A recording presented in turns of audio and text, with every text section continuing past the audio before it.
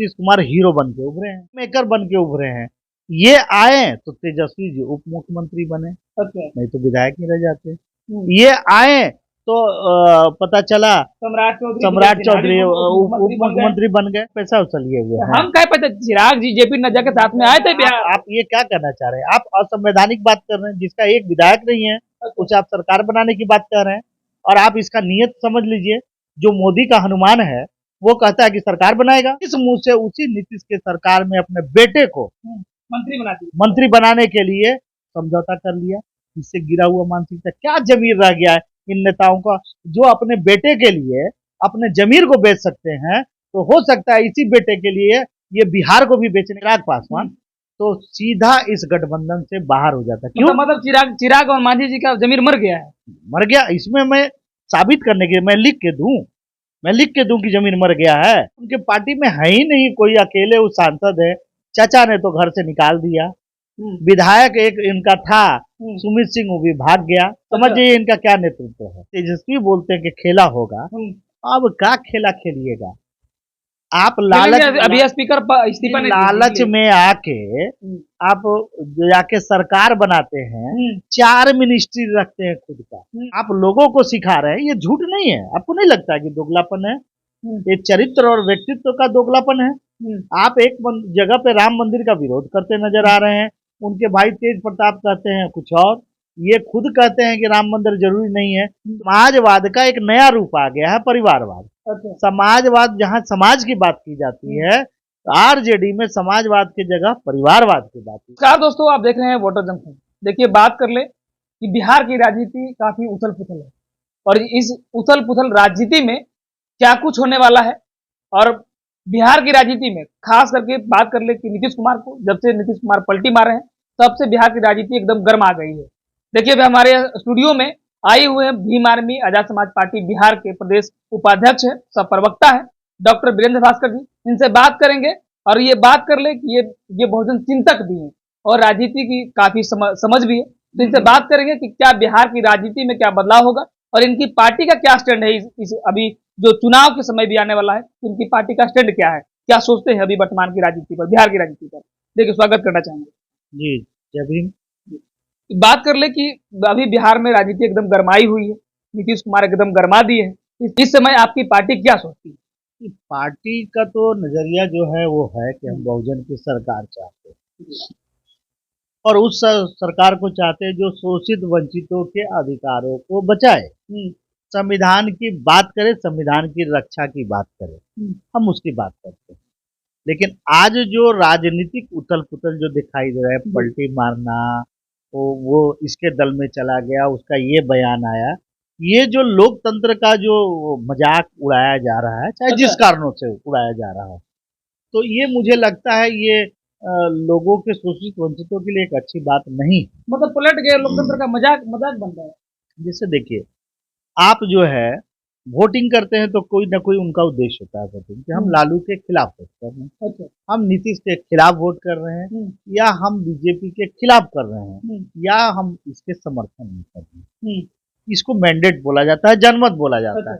तो जनमत जब हमने दिया कि आप इसके साथ सरकार बनाइए, तो आप उसके साथ सरकार बनाते हैं, फिर किन्हीं कारणों बस दूसरे तरफ चले जाते हैं, फिर सरकार बनाते हैं, उनको गलियाते हैं और फिर उन्हीं के साथ चले आते हैं। तो ये आपको नहीं लगता है कि ये जनमत का अपमान है और लोकतंत्र का कहीं ना कहीं मजाक उड़ाया जा रहा है? जनता का विश्वास जो था कि हम इस पार्टी को देंगे, उस पार्टी को नहीं देना है, लेकिन भी फिर वही पार्टी में चले गए। जी जी जी। तो यही मैं करता हूँ। जैसे मैंने एक वकील हायर किया, मैंने उसको पैसा दिया कि आप मेरी वकालत करें।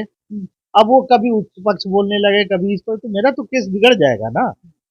मैं जिस उपचार के लिए गया था वो उपचार तो मुझे नहीं मिलेगा। तो ये लोकतंत्र का मजाक उड़ाया जाता है। लेकिन ये पूरे घटनाक्रम में मैं आशावादी नजरिया रखता हूँ।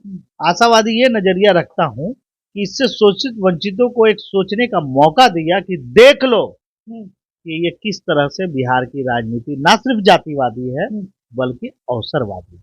कि नीतीश कुमार 3 बार भाजपा के साथ सरकार बनाए, तो आपको ये बताए कि मुख्यमंत्री कौन रहा? कौन रहा? मुख्यमंत्री तो नीतीश कुमार है। क्यों रहा? जब उनका 42 विधायक हैं और उनका 78 विधायक है, तो वो भी तो बन सकते थे, नहीं बना। आप चुनाव लड़ते हैं जेडीयू के साथ, आप तो अच्छा। बड़े मोदी मैजिक है, आपको तो अकेले चुनाव लड़ना चाहिए, आप ये नहीं करते, ये गलत। देखिए समझिए बात को, अच्छा। जनता को ये बेवकूफ बनाया जा रहा है, ये लोग मिल के बेवकूफ कौन बना रहे हैं? मतलब भाजपा वाले, अच्छा। कि मोदी मैजिक है। अगर मोदी मैजिक था तो इनको तो अपने से थूक कर खुद नहीं चाटना चाहिए था। अच्छा, मतलब भाजपा वाले अपने से थूक के चाट रहे हैं। निश्चित तौर पे अगर जेडीयू को अगर आपने कह दिया था कि हमारे दरवाजे बंद है, तो दरवाजे बंद रहने चाहिए। खिड़की भी बंद है, खिड़की भी बंद है। तो मैं ये कहना चाह रहा हूँ, मैं उस डायलॉग को दोहराना नहीं चाह रहा, मैं ये समझाना चाह रहा हूँ कि नीतीश के बगैर भाजपा की नैया पार नहीं होगी। अच्छा। इसलिए दोबारा उन्होंने पैर पकड़ा नीतीश कुमार का। भाजपा के क्या, आरजेडी के भी कहिए। देखिए, मैं तो फिर कहूंगा कि इस घटनाक्रम में, पूरे घटनाक्रम, मैं उनका समर्थक नहीं, हम लोग तो विरोधी रहे हैं। लेकिन मैं ये कहता हूँ, मैं ये कहना चाह रहा हूँ कि इस बार इस घटनाक्रम में नीतीश कुमार हीरो बन के उभरे हैं। अच्छा, हीरो बन गए नीतीश कुमार। जी हाँ, किंग मेकर बन के उभरे हैं। ये आए तो तेजस्वी जी उप मुख्यमंत्री बने, अच्छा। नहीं तो विधायक नहीं रह जाते। ये आए तो पता चला सम्राट चौधरी उप मुख्यमंत्री बन गए। अगर ये पलटी नहीं मारते, अच्छा। तो ये लोग तो भाजपा के कार्यालय में झाड़ू ही मारते रह जाते। हाँ। आप समझिए कि एक ऐसा नेता है बिहार में जो बार बार लोगों को मौका देता है, खुद मुख्यमंत्री रहता है और अपने शर्तों पे सरकार बनाता है, तो वो बीजेपी जैसे वर्ल्ड की बड़ी पार्टी क्यों ना हो, वो उसको पैर पे गिराकर अपनी सरकार को बनाने का काम किया है। और उसने औकात दिखा दी है कि आप लोगों की पार्टी की क्या स्थिति है। अब तो एक सरकार, मजबूत सरकार की बात करते तो मतलब आपके कहने का मतलब है कि आरजेडी भी कमजोर सरकार थी, जेडीयू भी कमजोर सरकार थी, भाजपा भी कमजोर सरकार है, तो मतलब मजबूत सरकार में बिहार की अगर बात कर लो तो बिहार की बात तो चिराग पासवान की बात कर रहे हैं। आप बहुत बोल दिए चिराग पासवान पे। यहाँ के वो एमएलए उनके पास एक भी नहीं है। ये सब बातें बेफालतू की बातें, पैसा उछलिए है। दिल्ली से जेपी नड्डा जी के साथ में, चिराग जी से आप पैसा उछलिए हुए हैं। हम कह पाते चिराग जी जेपी नड्डा के साथ में आए थे बिहार। आप ये क्या करना चाह रहे हैं? आप असंवैधानिक बात कर रहे हैं, जिसका एक विधायक नहीं है उसे आप सरकार बनाने की बात कर रहे हैं। और आप इसका नियत समझ लीजिए, जो मोदी का हनुमान है वो कहता है कि सरकार बनाएगा, वो अपने पार्टी को इसलिए लड़ाता है कि नीतीश कुमार को हराना है। अरे भाई, जीतने के लिए क्यों नहीं लड़ रहे हो? और आज जो है आप उसी नीतीश कुमार को हराने के लिए अपनी पार्टी को खड़ा किया। अच्छा। आज उसमें जाके उप मुख्यमंत्री बनने के लिए लड़ाई दिखे। विपक्ष में जब बात थी तो एनडीए के साथ में तो हराएंगे नीतीश जी को, मैंने साथ में रहते हुए हराएंगे। वो तो कहीं रखे एनडीए का हिस्सा है, तो एनडीए में रहते हुए आज मुख्यमंत्री उन्होंने माना ना, आज माना कि नहीं माना? जो कल कोस रहे, वो तो बेशर्मी का हद कर रहे हैं। देखिए, इस प्रदेश में 2 बेशर्म नेता है। कौन कौन? एक जीतन राम मांझी जी। अच्छा। मुझे बड़े दुख के साथ कहना पड़ रहा है, मैं बहुत सम्मान करता हूँ, लेकिन उनका लालच जो सर पे इतना ज्यादा चढ़ गया है कि जिस नीतीश कुमार ने कहा कि ये तो पागल है, इसको कुछ समझ में नहीं आता है, इसको तो मैंने मुख्यमंत्री बनाया, इतना अपमानजनक शब्द बोला, वो किस मुंह से उसी नीतीश के सरकार में अपने बेटे को मंत्री बनाने के लिए समझौता कर लिया।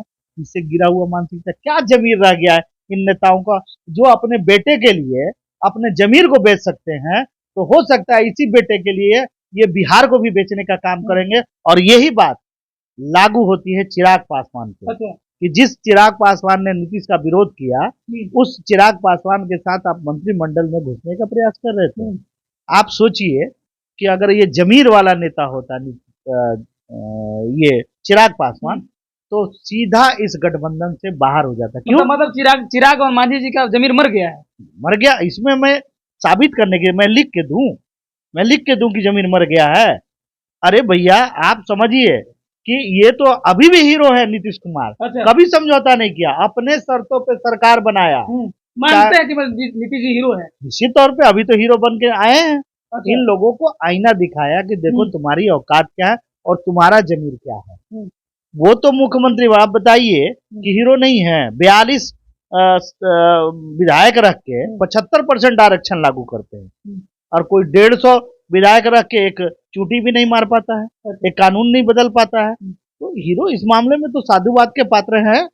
जातीय जनगणना कराया, अब उसका श्रेय लेने के लिए आरजेडी मरा हुआ है, भाई आपकी भी तो सरकार थी। चिराग जी समझौता नहीं किए हैं, वहां से आ रहा था, लोग कह रहे थे डिप्टी चिराग जी बनेंगे, हो सकता है सीएम बनेंगे, और चिराग जी समझौता नहीं किया, अपनी पार्टी को बचा लिए अपना। अरे उनके पार्टी में है ही नहीं कोई, अकेले वो सांसद है। चाचा ने तो घर से निकाल दिया। विधायक एक इनका था सुमित सिंह, वो भी भाग गया। समझ जाइए इनका क्या नेतृत्व है। एक भी विधायक नहीं है। मुख्यमंत्री की बात करते, अरे ये सब बातें फालतू का करना बेकार है। बिहार की राजनीति को समझने की बात है कि भाजपा के साथ चिराग भी है और जदयू भी है, दोनों पार्टी को विलय कर दिया जाएगा। अगले जो लोकसभा चुनाव होना है, इस बार जो चुनाव होना है, इसमें जदयू और लोजपा को विलय कर दिया जाएगा, मतलब दोनों पार्टी खत्म हो जाएगी। ये मानते हैं? देखिए, ये इस बारे में हम लोग क्या कहें, ये तो उनके राष्ट्रीय नेता के राष्ट्रीय अध्यक्ष खुद हैं, लोजपा के चिराग पासवान। उनसे सवाल आप पूछ लीजिए, अगर आपकी हिम्मत है तो पूछ लीजिए। तो आप क्या मानते हैं? मैं तो नहीं मानता हूँ। ये मोदी के हनुमान है। अच्छा।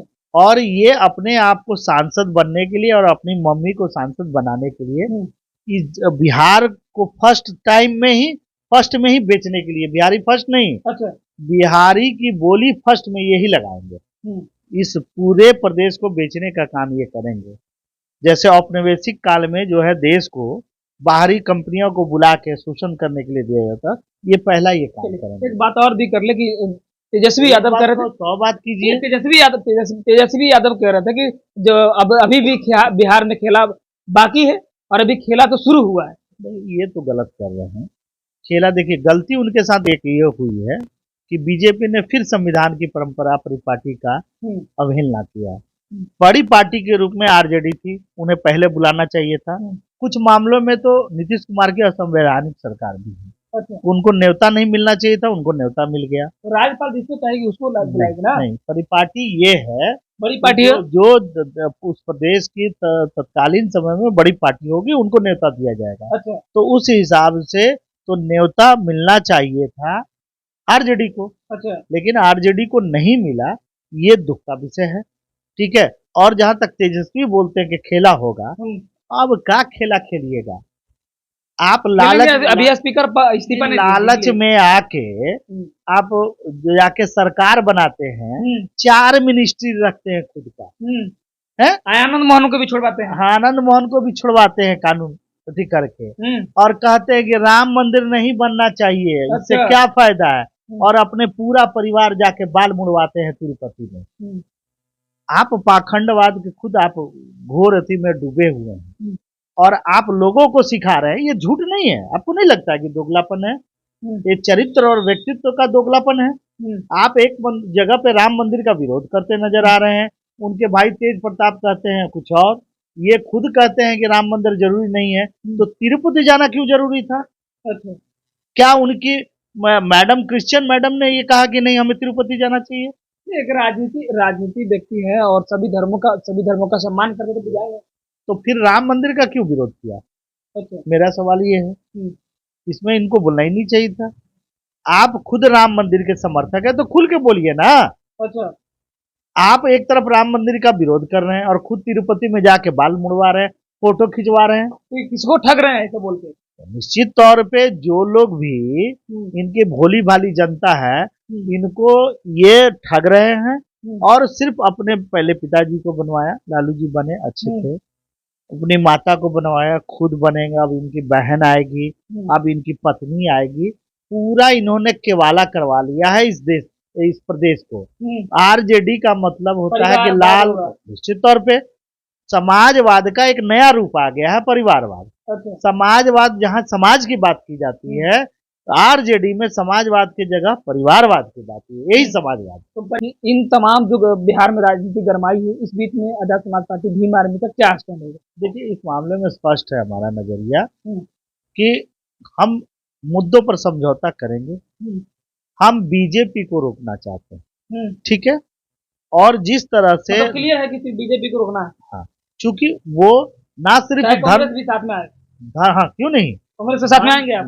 देखिए, कांशीराम साहब ने क्या कहा था कि सबसे पहले अपने दुश्मनों को सत्ता से अलग करो। अच्छा। खुद सत्ता में जाओ, तब तुम अपनी रक्षा कर पाओगे। तो मैं ये कह रहा हूँ कि बीजेपी को अगर हराने में अगर हमें आरजेडी का भी साथ लेना पड़ेगा तो हम लेंगे। अच्छा। इसलिए कि ये तो सिर्फ परिवारवादी है और बाकी जो लोग हैं वो धर्म के नाम पे घोर जातिवादी कर रहे हैं अच्छा। और संविधान को खत्म करने की बात कर रहे हैं, जहां समानता की बात है।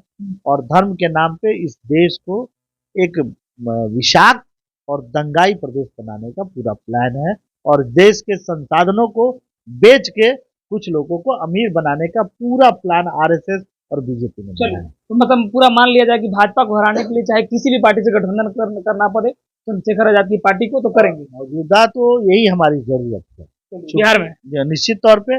और हमें अपने लोगों को समझाने की जरूरत है कि इन अवसरवादियों को लोगों को छोड़कर कहीं और भी किरण है, प्रकाश है, नेतृत्व है, लोग हैं जो आपके बातों को सदन तक ले जाएंगे, कानून का रूप देंगे और आपके जीवन में सुख समृद्धि लाने का काम करेंगे। चलिए, तो आपने साफ तौर पर सुना बिहार की गरमाई राजनीति पर हमने बातचीत किया और ये बहुजन चिंतक भी हैं और राजनीति काफी जानकार भी है। तो साफ तौर पर समझ लीजिए, उन्होंने साफ तौर पर कहा चिराग पासवान की जो पार्टी है वो कहीं ना कहीं विलय भी हो सकती है।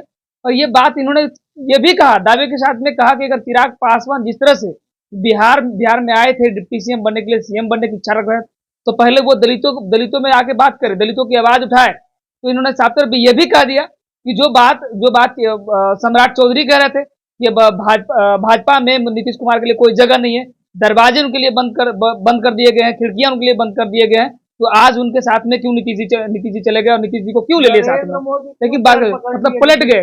तो वही हम कह रहे हैं, हाँ, तो वही कह रहे हैं, तो मतलब कि साफ तौर पे नीतीश कुमार ही पलटू राम नहीं है, तो पलटने वाले भाजपा भी है और भाजपा भी पलटी है। बाकी तमाम सारी बातचीत पर आपकी क्या प्रतिक्रिया है, अपनी प्रतिक्रिया हमारे साथ साझा जरूर करिएगा।